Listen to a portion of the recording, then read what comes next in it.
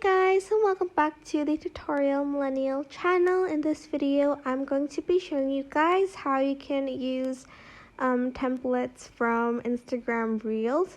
So I'm just going to go to an Instagram Reel that has like a use a template sort of button on the reel. So I've saved that reel.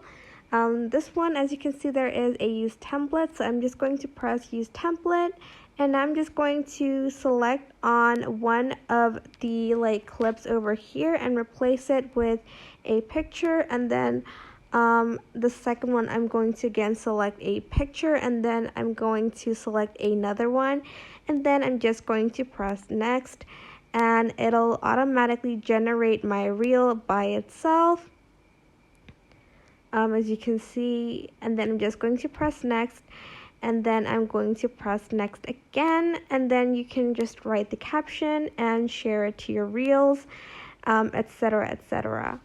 But that is basically it. I hope this tutorial was helpful for you guys. Don't forget to like, comment, share, and also subscribe to this channel if you haven't done that.